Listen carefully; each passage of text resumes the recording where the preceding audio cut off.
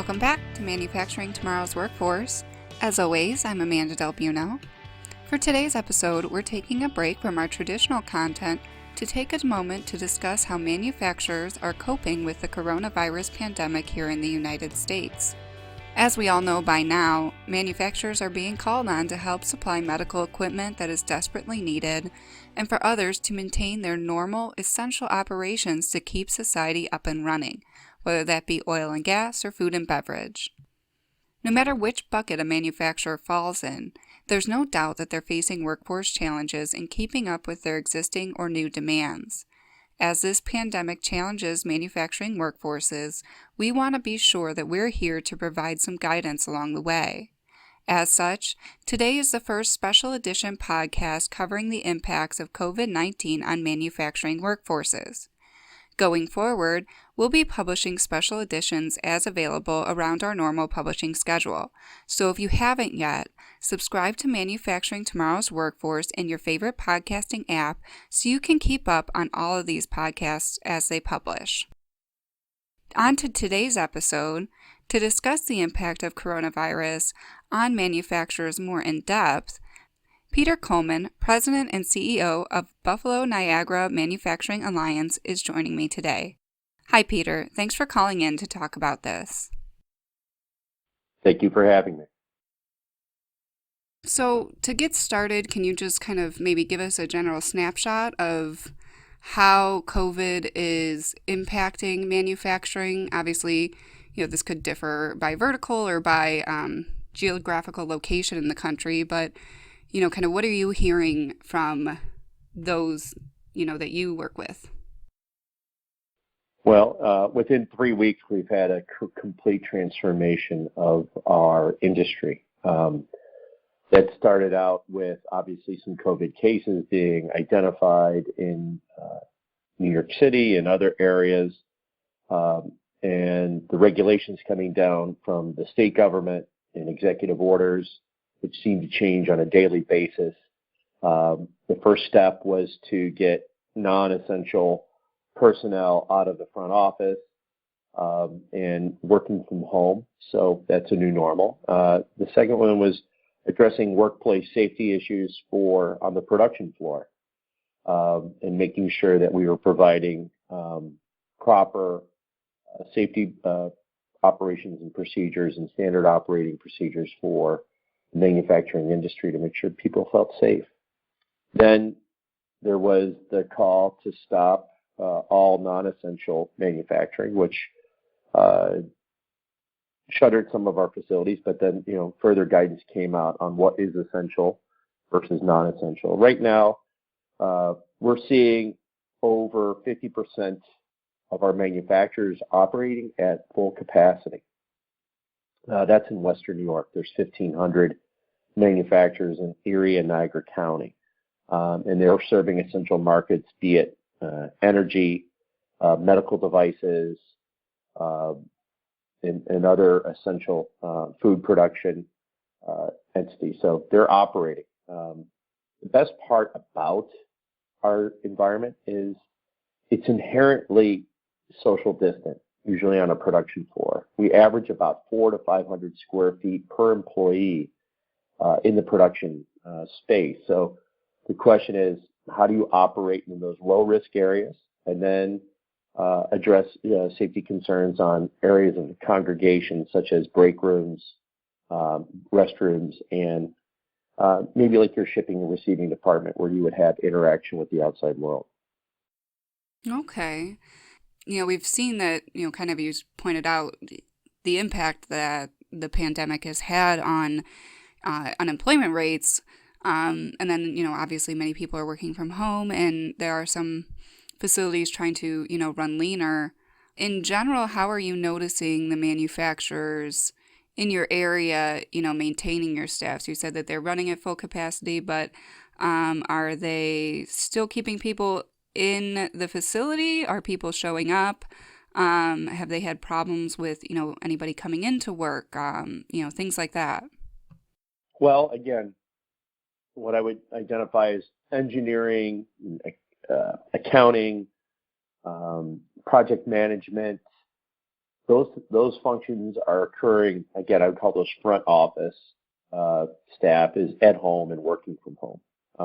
Have there been reductions in furloughs and layoffs? Yes.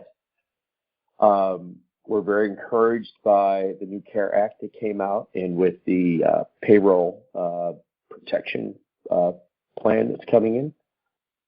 So that gives us 8 weeks of payroll subsidy that in the form of a loan that will be forgiven if we maintain and keep our work staffs above 80%. So there are some significant policies being enacted at a federal and state level to really protect our industry. So we're encouraged by that. Other areas is just how do we address concerns in the workplace? And, if you have at-risk populations inside on the floor, they oftentimes will self-declare and say, I can't work because I am at risk. Or they may be caring for somebody that's ill or an older family member that may be at risk. And then the last part is, obviously, with the schools being shuttered and closed, how do you take care of your children? So I think everybody's working on plans and policies to adapt to this environment. It's been difficult. Again, it's easier for a larger, more mature company, possibly with significant human resource capabilities to handle. It's really difficult on the small, medium enterprise, that family-owned business. So understand what manufacturing looks like. 90% of our manufacturers in this area are fewer than 50 employees, and usually, family-owned or closely held business. And they may not have a robust HR department, and they're still functioning. And then how do they learn to navigate this new regulatory environment, this new operating environment in the best way? So there's a lot of questions there. Everybody's trying to do the right things and making sure they're operating with an abundance of safety in mind. Yeah. And I was curious, what, if any, guidance the Manufacturing Alliance is offering to your local manufacturers. Are you offering any kind of safety tips, ways to, keep their employees safe, or any other kind of support? We are. So we formed a task force made up of primarily what I call subject matter experts. And the focus of the task force is risk mitigation and business continuity. So one, how do you mitigate risk in your facility? Kind of developed a heat map of functions that would occur in most manufacturing centers with regards to process mapping, what occurs in the main. And then in that, we then define what are your risk profiles. And in those risk profiles, what steps should you be taking with regards to increasing social distancing, reducing outside influence on your facility, and then what are the cleaning measures that should take place, not only with the individuals, but with material that comes in, and then material that then transfers or goes from workstation to workstation. How do you do that? And the other thing that we're working on is when you have multiple shifts, which we've done, right? So in order to increase the social distancing, many companies have gone from 1 to 2 shifts. So then how do you clean between those shifts, those work areas? So usually we stagger the shifts by an hour. We have our cleaning crews come in and clean the workstations and gives us about an hour turnover. And then the last person in place, part of their cleanup is, hey, sanitize your workstation. So when the next person comes in, they're protected, and then you're protected in the morning when you come back to your shift. It sounds like it requires kind of calling on people to, look out for your coworkers too, We're all in this together. And you know what? And people understand, the economy is going to have to function again. The question is, how do we do it in a safe manner? And then how do we start to ramp up as we've really focused on flattening the curve, right? When we start to come out of this, what are the best practices that should be utilized and integrated with significant input from the CDC and OSHA on how you should operate in this new environment. Yeah. Well, we're going to get out of this at some point, like you mentioned. Obviously, the future is very unpredictable right now, but how do you think, manufacturers are going to pull out of this? My colleague recently had done some reporting on the topic in the process industries, and a lot of them are kind of investing in digitalization now, kind of bumping up those efforts and maybe planning for those so that if something like this were to occur again, they're ready to run their operations remotely or what have you. Are you seeing that kind of thing in your area? Do you see manufacturers kind of looking at the future and how can we avoid this? Or, what are you kind of seeing in the horizon? I think this will be a game changer. I think people are understanding, hey, I can work from home. I can perform a task. There may be benefits to this, right? That social distancing aspect. But I think really we're a process-driven industry, and these processes are being developed.